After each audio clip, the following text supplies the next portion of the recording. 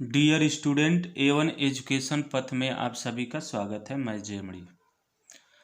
आज इस वीडियो में कक्षा 10 के गणित का पेपर जो 2019 में पूछा गया है, जिसका कोड है 822 AW। इस पेपर के प्रश्न संख्या 1 से लेके प्रश्न संख्या 5 तक के सभी प्रश्नों को हल करने वाले हैं, तो आप सभी वीडियो में बने रहें। चलिए बिना देर किए वीडियो को शुरू करते हैं। पहला प्रश्न है हमारा, सभी खंड कीजिए। पहला का क है, समांतर श्रेणी 3, 1, -1, -3 के लिए सारवंतर होगा। तो हम जानते हैं ये हमारा जो दिया है पहला का क 3, 1, -1, -3 ये किस में है? AP में है। इसका सारवंतर होता है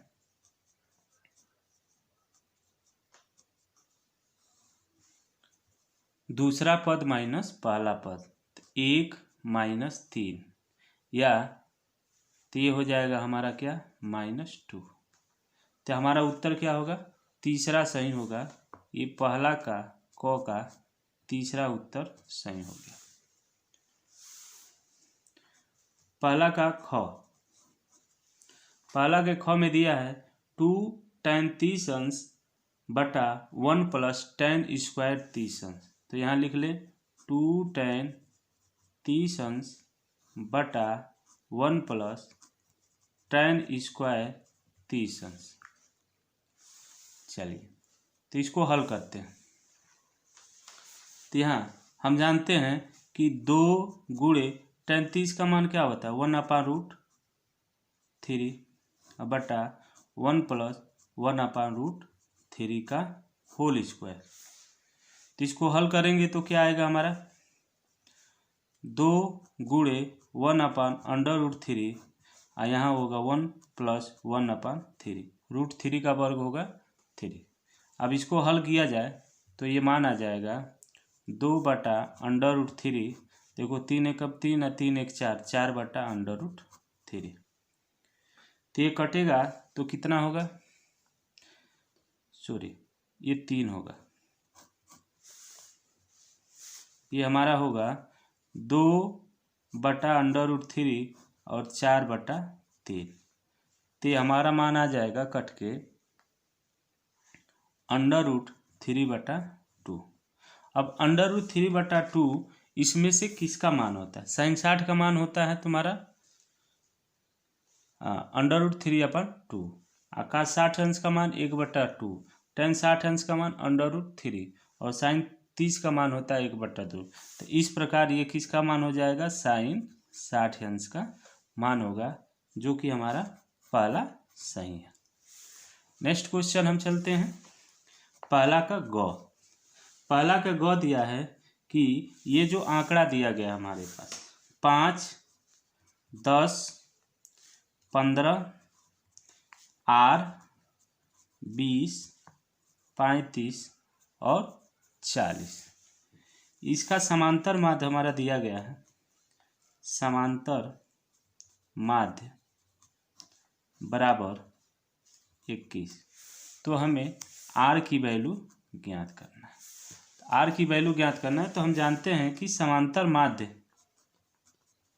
माध्य बराबर होता है, इसमें सभी पदों का योग 5 धन 10 धन 15 धन R धन 20 धन 35 धन 40 और बटा में ये कितने हैं? 1 2 3 4 5 6 7। तो 7 से हम क्या कर देते हैं? भाग दे देते हैं। समांतर माध्य हमारा कितना है? 21 है। बराबर 10 5 15 15 30 30 20 50 50 30 80 85 और 40। तो ये हो जाएगा हमारा 125 धन R बटा में 7 हो गया। अब 7 को इधर भेज दिया जाए 21 की तरफ, तो ये 7 बराबर 125 धन R। तो 7 एकम 7, 7 दूनी 14। आइए 125 इधर भेज दिया जाए तो 125 = R हो गया। अब घटाएंगे तो आर की वैल्यू हमारा आ जाएगा 7 में से 5 घटेगा 2 हो जाएगा, और 4 में से 2 घटेगा 2 हो जाएगा, यानी जो हमारा आंसर हो जाएगा वो 22 हो जाएगा। और ये दूसरा ऑप्शन हमारा क्या है, सही है। पहला का घ है शांत दशमलव संख्या में व्यक्त हो सकने वाली प्रमेय संख्या। तो शांत दशमलव संख्या में व्यक्त होने वाली संख्या जिसका हर 2m गुणे 5n के रूप में हो तो वह शांत दशमलव में व्यक्त हो जाता है। तो इस प्रकार हमारा जो ऑप्शन होगा वो तीसरा उत्तर होगा हमारा 13/3125। ये हमारा सही होगा। ये इसका हर 2m और 5n के रूप में व्यक्त हो जाएगा और किसी का नहीं हो पाएगा। चलिए पहला का अंग क्या कह रहा है कि 21 सेंटीमीटर त्रिज्या वाले वृत्त के किसी चाप द्वारा केंद्र पर बना कोण 60 अंश है, तो चाप की लंबाई ज्ञात करना है। तो देखिए एक हम वृत्त बनाते हैं जिसकी त्रिज्या क्या है 21 सेमी है, और ये घिरा हुआ है 21 सेमी से। इसका कोण हमारा होता है 60 अंश है, तो ये भी हमारा क्या होगा 21 सेमी हो जाएगा। अब यहाँ से ये ओ है, ये बी है, ये हमको लंबाई ज्ञात करना है। देखिए चाप पी क्यू हमको ज्ञात कर ए बी हमको ज्ञात करना है। यहाँ से हमको ए बी चाप ज्ञात करना है, यहाँ से यहाँ की लंबाई। तो होता है चाप ए बी बराबर कोण गुणे त्रिज्या। तो यहाँ पर जो कोण है हमारा, कोण दिया गया है वह 60 अंश है। इसको हम रेडियन में बदलते हैं तभी यहाँ पर मान हम रख पाएंगे, तो पाई/3 हो जाता है। तो यहाँ पर होगा पाई/3 गुणे त्रिज्या हमारा 21 है, तो 7 त्रिके 21, 7 बार में कटा,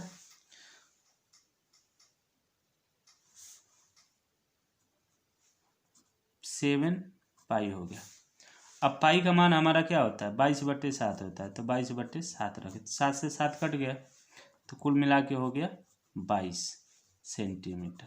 इस प्रकार चाप ए बी की जो लंबाई हो गई वह 22 सेंटीमीटर। तो हमारा उत्तर क्या होगा, चौथा हमारा उत्तर इसका सही होगा। अब चलते हैं पहला का छ। किसी प्रयोग में सभी प्रारंभिक घटनाओं की प्रायिकताओं का योग। तो किसी प्रयोग में सभी प्रारंभिक घटनाओं के प्रायिकताओं का योग बराबर होता है क्या, हमारा 1 होता है। तो हमारा ये दूसरा सही हो जाएगा। दूसरा है सभी खंड कीजिए। इसमें दूसरा का कहा है यदि द्विघात समीकरण x² + 2x - p = 0 का एक मूल -2 हो तो p का मान ज्ञात कीजिए।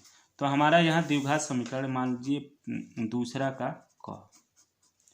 px दिया क्या गया है x² + 2x - p = 0, और यहाँ पर एक मूल है, मूल बराबर -2, अर्थात यह एक मूल ये दिया गया है तो ये इस समीकरण को क्या करेगा, संतुष्ट करेगा। तो यहाँ पर हम x बराबर क्या रखते हैं -2। इस प्रकार हमारा क्या होगा p -2, यानी हो जाएगा -2 का स्क्वायर + 2 गुणे -2 और -p = क्या हो जाएगा 0। तो ये होगा -2 का स्क्वायर 4 हो जाएगा, और 2 दूनी के 4 हो जाएगा, और -p = 0। तो ये 4 से 4 कट जाएगा, तो -p = 0, तो p बराबर क्या हो गया 0। तो ये हमारा उत्तर हो जाएगा कि यहाँ p की वैल्यू कितना हो जाएगा 0 होगा, तभी एक मूल -2 इसको संतुष्ट करेगा।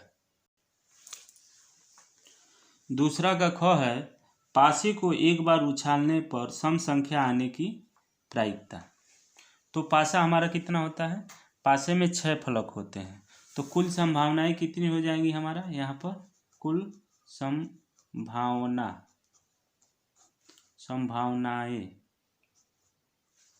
कुल संभावनाएं 1 2 3 4 5 6, यानी टोटल हमारा कितना हो गया, 6 हो जाएगा।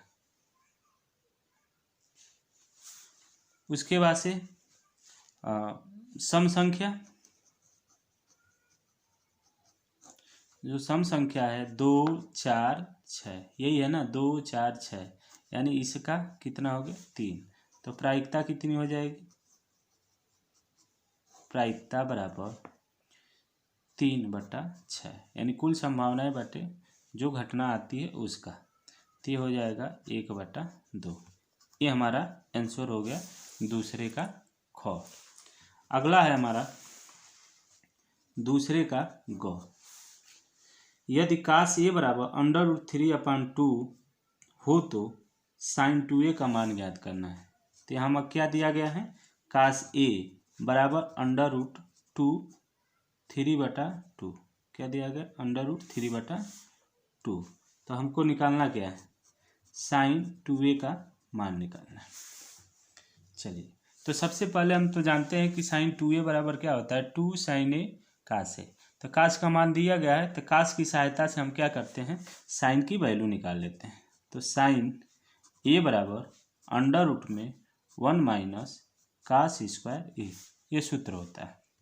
तो यहाँ मान रखोगे तो 1 - √3/2 का होल स्क्वायर, इसको हल किया जाएगा तो 3/4 होगा, तो ये आ जाएगा √1/4, यानी कुल मिला के 1/2 हो जाएगा। ये उत्तर हो गए 1/2। अब साइन 2a बराबर क्या हो जाएगा, 2 sin a और cos a। तो 2 गुणे साइन का मान कितना हो जाएगा हमारा, 1/2 गुणे इसका मान है √3/2। तो 2 से 2 हमारा कट जाएगा, तो यहाँ आएगा √3/2। तो ये हमारा आंसर हो गया साइन 2a बराबर √3/2। अगला क्वेश्चन है हमारा 2 का घ। 2 का घ क्या कह रहा है कि 10 व्यक्तियों का भार का समांतर माध्य 45.6 किग्रा है, तो उनके भारों का योगफल ज्ञात करना है। तो यहाँ हमको व्यक्तियों की संख्या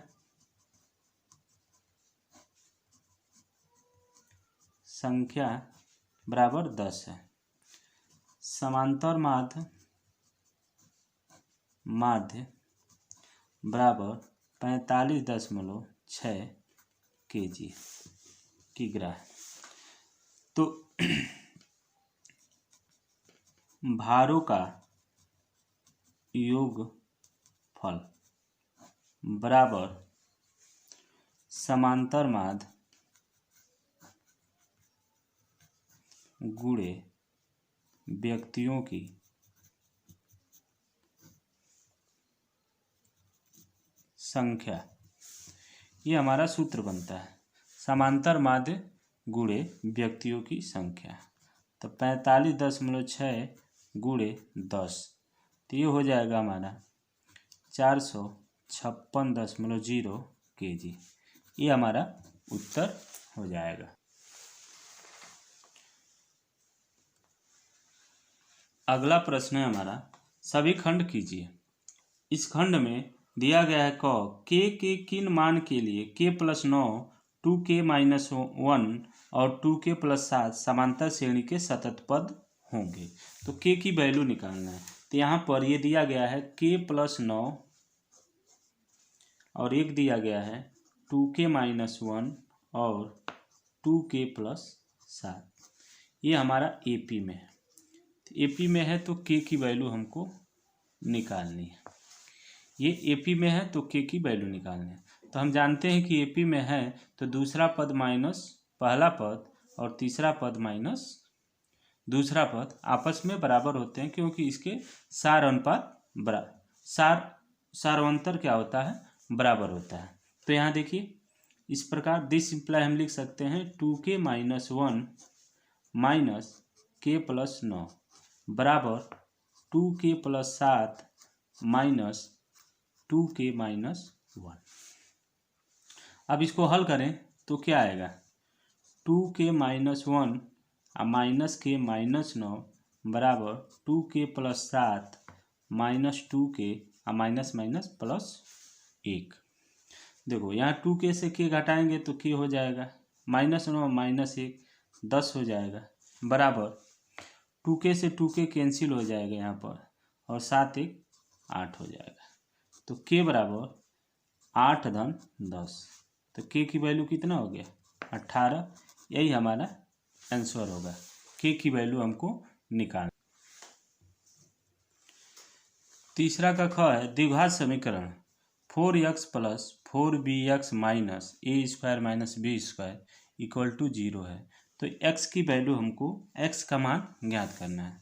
तो देखिए यहाँ पर मध्य पद तोड़ के हम हल नहीं कर सकते हैं, तो इसलिए हम क्या करते हैं, श्रीधराचार्य नियम लागू करते हैं।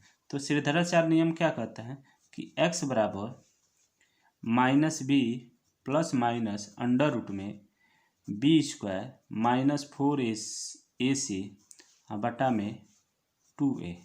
देखिए यहाँ बड़े कैपिटल लेटर का प्रयोग किया क्योंकि यहाँ पर स्मॉल लेटर का प्रयोग किया गया, इसलिए हमने यहाँ पर कैपिटल लेटर का प्रयोग किया है। तब यहाँ पर देखो b की वैल्यू क्या है, 4b है, तो -4b प्लस माइनस √4b का होल स्क्वायर। यहाँ हम वैल्यू लिख लेते हैं, a बराबर 4 है, b बराबर है 4b और c बराबर है -a² - b²। ये मान है हमारा।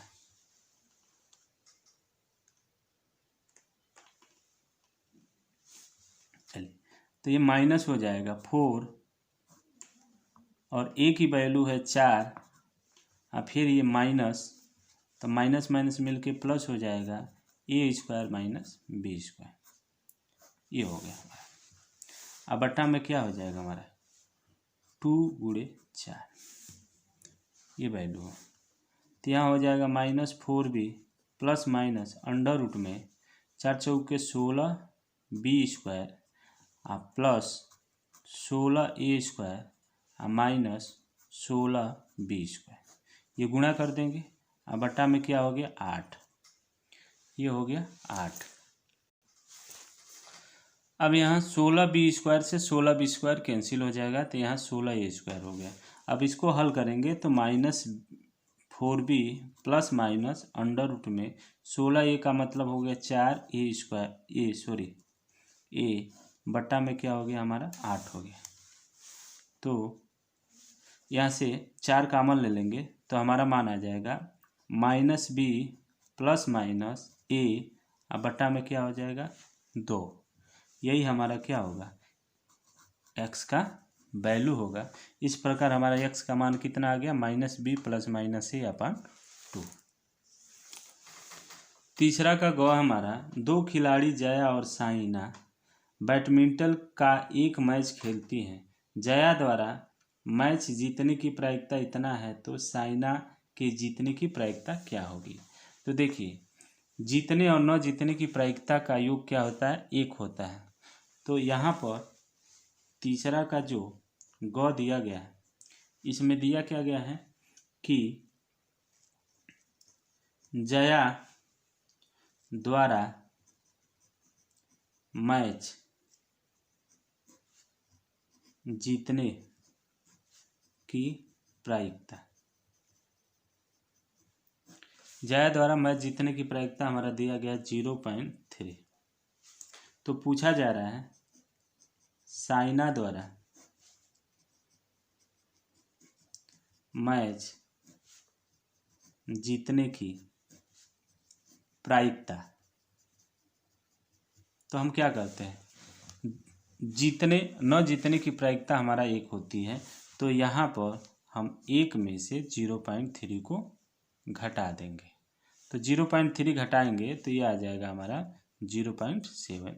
यही हमारा उत्तर हो जाएगा। अगला प्रश्न है हमारा 3 का घ। एक समकोण त्रिभुज के क्षेत्रफल 30 सेंटीमीटर स्क्वायर है। यदि उसकी भुजा ऊंचाई आधार की लंबाई से 7 सेंटीमीटर अधिक है तो आधार की लंबाई हमको ज्ञात करना है। तो यहाँ पर देखिए ये दिया गया, मान लेते हैं कि माना आधार की लंबाई बराबर x सेमी, ये मान लिया गया। तो तब ऊंचाई क्या हो जाएगा हमारा, ऊंचाई आधार की लंबाई से 7 सेमी अधिक है, तो यानी x धन 7 सेमी हो जाएगा। तो ये हमारा समकोण त्रिभुज एक है। तो ये हमारा ऊंचाई हो गया x + 7 सेमी और आधार हमारा x हो गया। तो इसका हमें क्षेत्रफल दिया गया है। त्रिभुज ABC का क्षेत्रफल कितना है, दिया गया है 30 सेंटीमीटर स्क्वायर। तो समकोण त्रिभुज का क्षेत्रफल क्या होता है, 1/2 गुणे आधार गुणे ऊंचाई बराबर ये हो जाएगा 30। तो 1/2 गुणे आधार हमारा x है और ऊंचाई हमारा कितना है, x + 7 = 30। ये हो गया। 2 को हम इधर पक्षांतर करते हैं तो ये हो जाएगा x² धन 7x बराबर 60। तो ये x² + 7x - 60 = 0। अब इसको हम मध्य पद तोड़ के हल करते हैं। तो इसको मध्य पद तोड़ेंगे तो 12 × 25 = 60 होता है, 12 में से 7 घटाओगे तो ये हो जाएगा x² + 12x - 5x - 60 = 0। तो इसका हमारा गुणनखंड आएगा x + 12 और एक आएगा x - 5 = 0। इस प्रकार x + 12 = 0, तो x की वैल्यू हो जाएगी -12, या x - 5 = 0, तो x की वैल्यू हो जाएगी 5। ठीक है। चूँकि ये जो x है ये लंबाई है, इसलिए यह क्या हो जाएगा, अमान्य हो जाएगा। लंबाई माइनस में नहीं होती है, तो हमारा उत्तर क्या हो जाएगा, x = 5। अतः आधार की लंबाई बराबर 5 सेंटीमीटर, ये हमारा उत्तर हो जाएगा। अगला प्रश्न चौथा है, सभी खंड कीजिए। इसका क है कि सिद्ध कीजिए कि 5 धन √3 एक अपरिमेय संख्या है।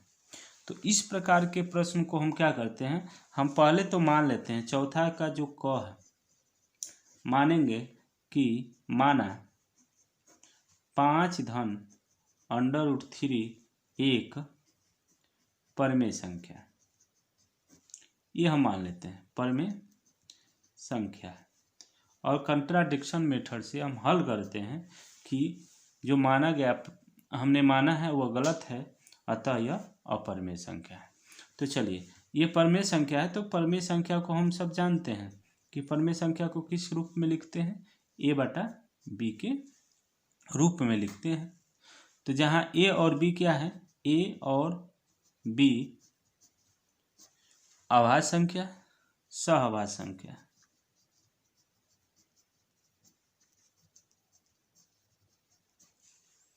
संख्या,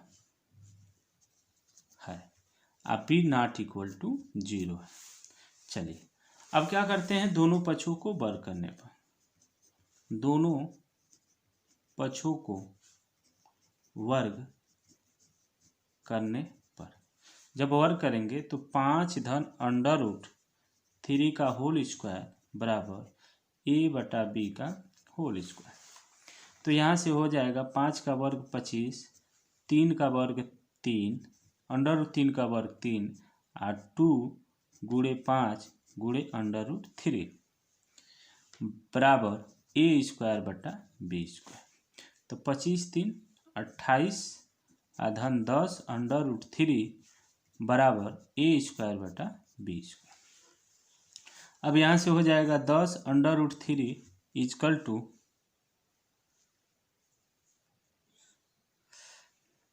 a² माइनस 28।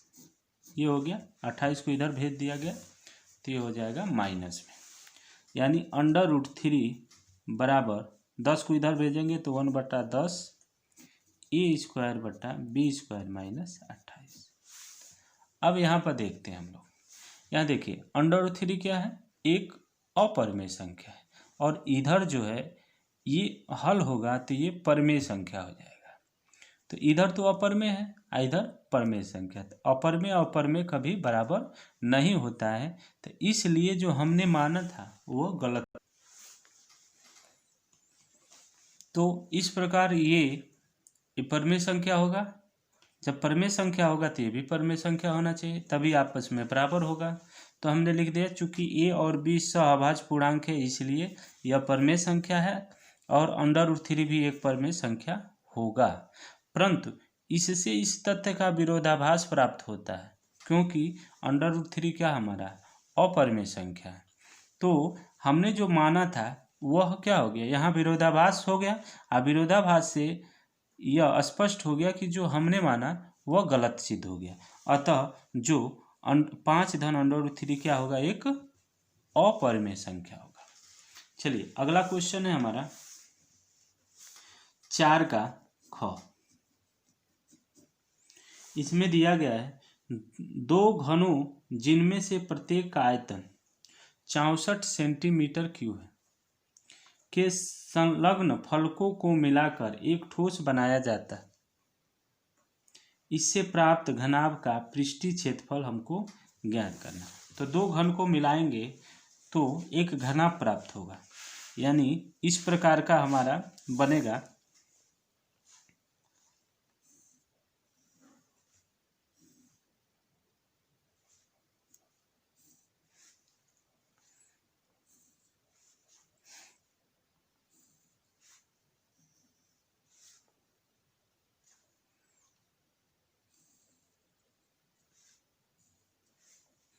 ये 2 घन है, 2 घन को मिला दिए तो हमारा प्रत्येक घन का जो भुजा है वह कितना हो जाएगा, 4, यानी एक घन का आयतन बराबर दिया गया है 64 सेंटीमीटर क्यूब, ये दिया गया।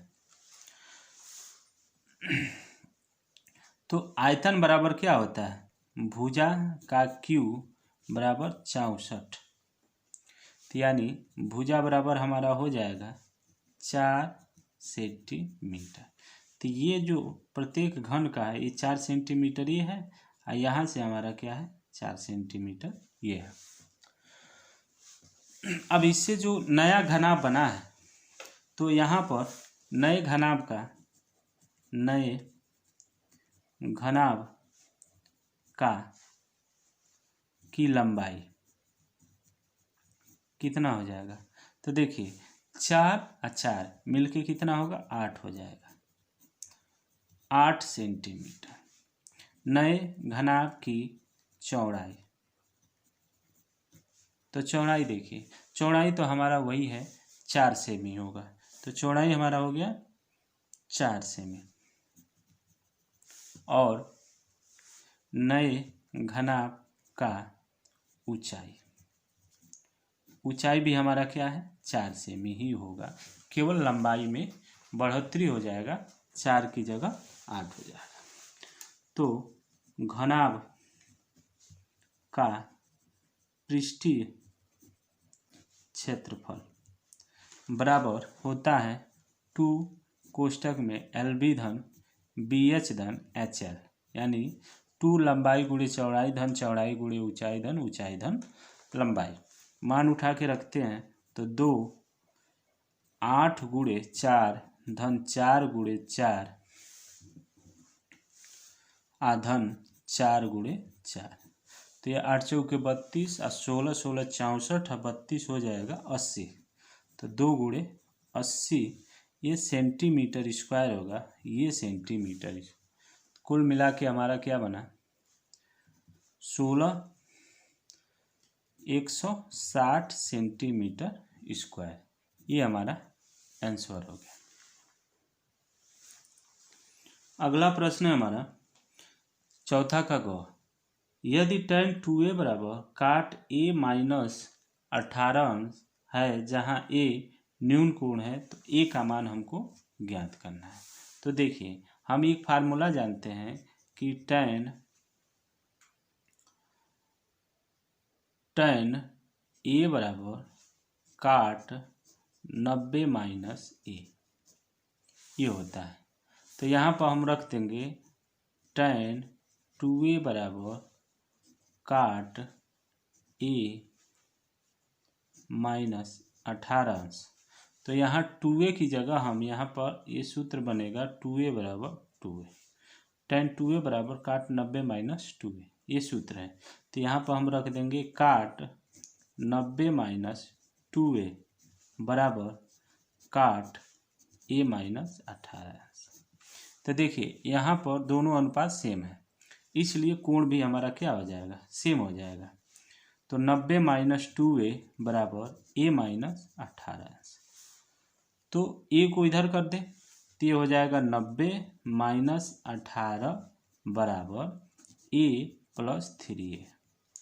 तो यहाँ से 90 में से 18 घटाएंगे,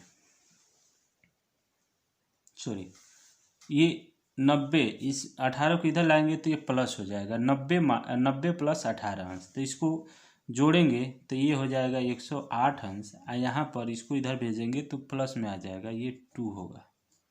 तो 2 1 3a हो जाएगा। तो यहाँ पर हमारा a बराबर हो जाएगा 108 अंश बटा 3।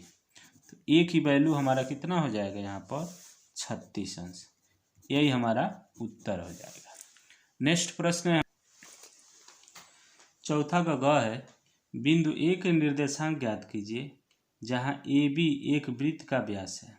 यहाँ पर ए बी एक वृत्त का व्यास है और जहाँ पर ये दिया है केंद्र दिया गया है, केंद्र का निर्देशांक दिया 2 - 3 तथा बी के निर्देशांक दिया गया 1,4 दिया गया।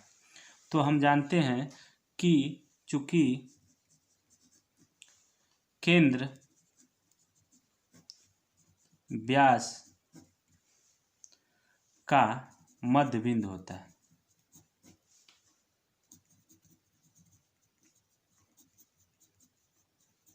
मध्य बिंदु होता है, इसलिए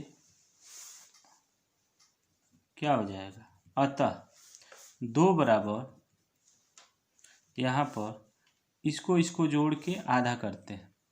ये हमारा x1 धन x2 अपान 2 तो x धन 1 अपान 2 तथा 3 - 3 बराबर y धन 4 बटा 2। तो इस प्रकार इसको 2 को इधर भेजेंगे तो 2 दूनी के 4 = x प्लस 1, यानी ये हो जाएगा x बराबर 4 - 1 यानी x बराबर 3। अब ये इसको हल करते हैं तथा वाला। तो 2 - 3 = 6 -2 -6 y धन 4। तो यहाँ पर y बराबर -6 और -4 कुल मिला के कितना हो जाएगा -10। तो x की वैल्यू हमारा 3 हो गया और y की वैल्यू कितना आ गया 10। अतः a का निर्देशांक क्या हो जाएगा 3, -10 होगा। ये हमारा उत्तर हो जाएगा। सभी खंड कीजिए। पांचवा में दिया गया है कि यदि बिंदु a x y b 1,2 तथा c 2,1 से बने त्रिभुज ABC का क्षेत्रफल 6 वर्ग इकाई है तो सिद्ध करना है कि x + y = 15। तो यहाँ पर हम सबसे पहले एक त्रिभुज बनाते हैं।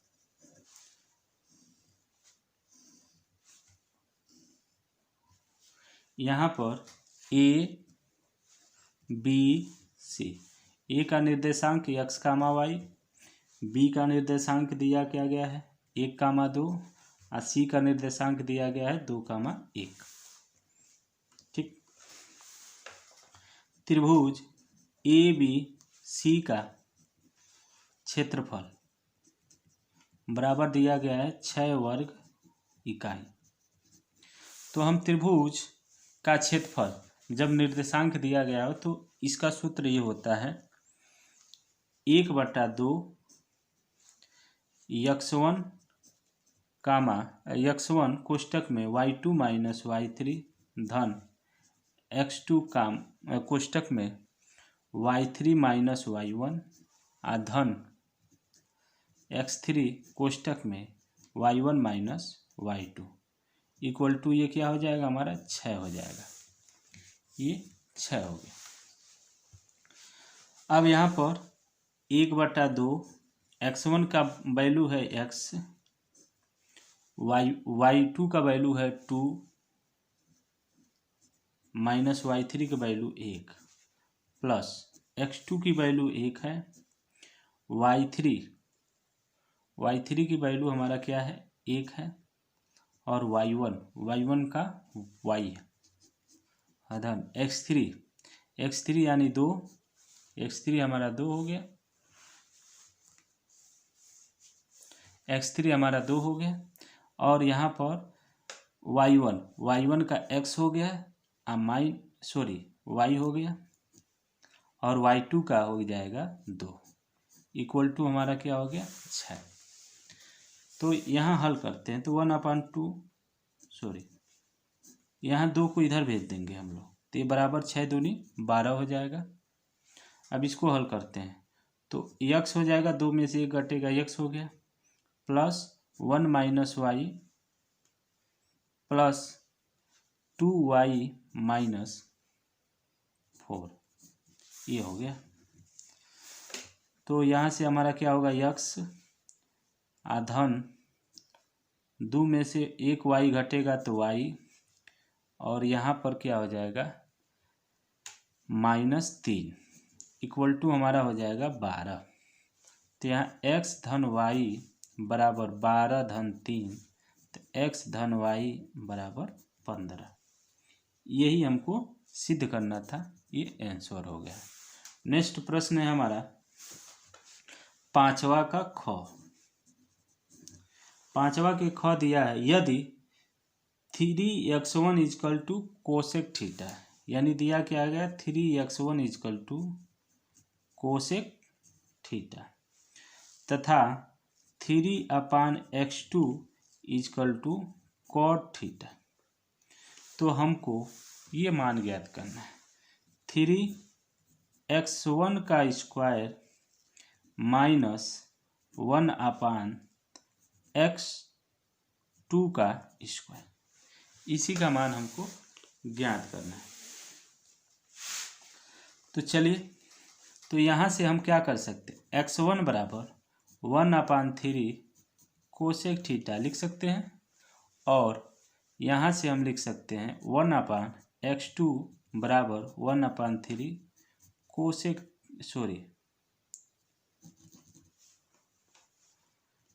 1/3 कॉट थीटा लिख सकते हैं। ये हो गया हमारा। चलिए अब यहाँ पर मान रखते हैं 3, x1 की वैल्यू 1/3 कोसेक थीटा का होल स्क्वायर माइनस 1/x की वैल्यू है 1/3 कॉट थीटा का होल स्क्वायर। इसको हम लिख सकते हैं 1/x2 का होल स्क्वायर लिख सकते हैं। तो यहाँ हो जाएगा हमारा 3 1/9 cosec square theta 1/9 cot square theta, ये हो गया। तो 1/9 कॉमन ले लेते हैं तो 3 गुणे 1/9 cosec square theta minus cot square theta. अब हम जानते हैं cosec square theta minus cot square theta बराबर 1 होता है। तो 3 तरीके 9, तो 1/3 गुणे 1, तो यानी हमारा उत्तर क्या हो जाएगा 1/3। ये हमारा आंसर हो जाएगा। चलिए नेक्स्ट क्वेश्चन, 5वां का गौ, सिद्ध कीजिए कि बाह्य बिंदु से वृत्त पर खींची गई स्पर्श रेखा की लंबाई बराबर होता है। ये हमको दिखाना है कि कोई बाह्य बिंदु है, एक हम वृत्त बनाते हैं और यहाँ एक बाह्य बिंदु P लेते हैं। तो हमको सिद्ध क्या करना है कि यहाँ से ये बाह्य बिंदु से खींचा गया स्पर्श रेखा, इसको हम ऐसे मिला दें, यहाँ से त्रिज्या, ये त्रिज्या, स्पर्श रेखा क्या करता है कि बाह्य बिंदु से वृत्त पर खींची गई स्पर्श रेखा की लंबाई बराबर होता है। तो यहाँ O दे दें, इसका हम R दे दें, इसको Q दे दें। तो हमको सिद्ध क्या करना है कि PQ बराबर RP, ये हमको दिखाना है कि बाह्य बिंदु से खींचा गया, यहाँ कोई बाह्य बिंदु है, ये यहाँ से खींचा गया वृत्त पर स्पर्श रेखा आपस में क्या होती है बराबर होता है। तो इसी को हमको सिद्ध करके दिखाना है। तो कुछ ये हमारा उत्पत्ति है। हमने एक वृत्त बनाया, केंद्र O वाला एक वृत्त के बाहर एक बिंदु P लिया, यहाँ पर P बिंदु लिया गया और तथा P से वृत्त पर 2 स्पर्श रेखाएं यहाँ पर PQ और PR खींचा गया। तो सिद्ध क्या करना है हमको, PQ बराबर RP हमको सिद्ध करना है, यानी ये दूरी और ये दूरी बराबर दिखाना है। तो रचना में हमने क्या किया, OP को यहाँ से मिला दिया, OQ तथा OR को मिला दिए यहाँ से। अब चूंकि हम जानते हैं, देखो कि कोई भी स्पर्श रेखा अगर वृत्त पर खींची जाती है तो त्रिज्या और स्पर्श रेखा के बीच का कोण 90 डिग्री का होता है। तो ये कोण और ये कोण 90 डिग्री का हमारा होगा, 90 डिग्री का। इस प्रकार ये जो हमारा त्रिभुज बन रहा है ORP और OQP, ये समकोण त्रिभुज हो रहा है। तो यही हमने लिखा गया है कि यहाँ पर ये समकोण त्रिभुज है। तो अब समकोण त्रिभुज से हम जब चलते हैं समकोण त्रिभुज OQP तथा ORP से, तो यहाँ देखो ये OQ और OR आपस में बराबर है। क्यों? क्योंकि ये वृत्त की त्रिज्या है और OP दोनों में उभयनिष्ठ है। तो ये राइट हैंड साइड से ये सर्वांगसम हो गया, ये राइट हैंड साइड सर्वांगसम का नियम है। तो जब हमने सर्वांगसम दिखा दिया इस त्रिभुज को सर्वांगसम दिखा दिया, तो इसके प्रत्येक कोण और प्रत्येक भुजा आपस में संगत भुजा आपस में बराबर होगी। तब यहाँ पर देखो ये आपस में बराबर, ये स्वयं का बराबर है, तो इसलिए ये कोण, ये भुजा और ये भुजा भी आपस में बराबर होगी। ये अतः हमारा CPCT से यह सिद्ध हो जाता है। नेक्स्ट क्वेश्चन है हमारा जो 5वां का लास्ट है कि दिए गए आवृत्त विवरण के आंकड़ों के माध्यिका 28.5 है, तो x और y का मान ज्ञात करना। ये आंकड़ा दिया गया, बारंबारताओं का योग क्या दिया है 60 है। तो यहाँ x और y का मान हमको ज्ञात करना। यहाँ पर दिया गया वर्ग अंतराल 0 से 10, 10 से 20, 10 से 30, 20 से 30, 30 से 40, 40 से 50, 50 से 60 और बारंबारता f है 5x, 20, 15, y और 5। तो यहाँ सबसे पहले हम क्या करते हैं, संचयी बारंबारता ज्ञात करते हैं। तो संचयी बारंबारता में ये 5 हो गया, फिर 5 धन x यानी 5 धन x हो जाएगा हमारा। फिर इसको गुणा जोड़ेंगे तो 5 या धन 20 कितना हो गया 25 धन x होगा। फिर इसको जोड़ेंगे तो हमारा कितना 25 15 40 धन x हो जाएगा। फिर y को जोड़ेंगे तो 40 धन x धन y, और उसके बाद से जोड़ेंगे 5 को तो ये 45 धन x धन y। अब यहाँ पर ये दिया क्या गया हमारा कि बारंबारताओं का योग, यानी टोटल हमारा यहाँ पर सिग्मा f बराबर 60 दिया गया। ठीक है, चलिए 60 दिया गया। तो यहाँ दिया गया है, यहाँ सिग्मा एफ यानी n बराबर 60 हो गया। अब इसका n/2 निकालेंगे तो ये हो जाएगा 60/2 यानी 30 हो गया। तो 30 हमारा कहाँ आएगा? तो देखिए यहाँ 30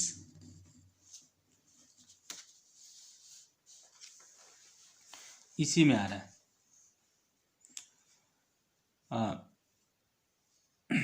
40 धन x है।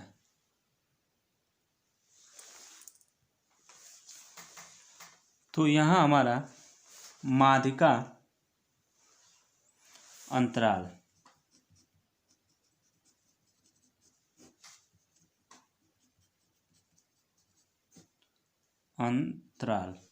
कितना होगा? 20 से लेके 30, ये होगा माध्यिका अंतराल। तो यहाँ L बराबर हमारा हो जाएगा 20, L बराबर हमारा 20 हो जाएगा और F बराबर भी 20 होगा, यानी ये वैल्यू F है। ठीक है, इसके ठीक ऊपर जो संची बारंबारता है CF होता है, तो हमारा जो CF होगा वो हो जाएगा 5 धन x। ठीक, अब यहाँ पर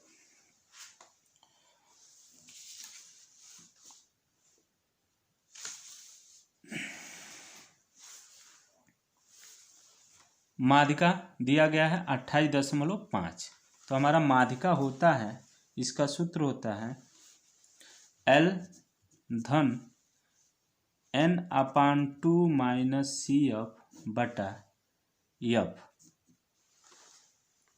गुणे H बराबर 28.5। तो यहाँ H होगा जो वर्गों में अंतर जो होता है वो 10 होता है। तो L की मान 20 है, धन ये 30 है, CF हमारा जो दिया गया है 5 धन x, ये हो गया। उसके बाद से ये 20 है गुणे 10 बराबर 28.5, ये मान हो गया। अब इसको हल करेंगे हम, तो इसको इधर भेज दें तो ये हो जाएगा 30 में से 5 घटेगा तो 25 - x, ये 2 बार में कट जाएगा बटा 2 इक्वल टू, इसको इधर लेके जाओगे तो 28.5 में से ये घटाओगे तो 8.5 हो जाएगा, यानी 25 - x बराबर ये कितना हो जाएगा? टोटल हो जाएगा 100 यानी 17। तो x बराबर 25 - 17, तो टोटल ये हो गया हमारा x की वैल्यू 17 घटा देंगे तो 8 हो जाएगा। यहाँ x की वैल्यू निकल गई। अब यहाँ पर देखिए ये बारंबारताओं का योग कितना दिया? 60। तो इसको जोड़ेंगे तो 60 के बराबर होगा। 5 10 25 25 ये 25 30 कितना? 25 20 45, 45 धन x धन y बराबर 60 हो गया। तो x धन y बराबर कितना हो गया? 15। अब यहाँ से x की वैल्यू उठा दें, 8 धन y इक्वल टू 15। तो y बराबर क्या होगा? 15 - 8, यानी y की वैल्यू हो जाएगा हमारा 7।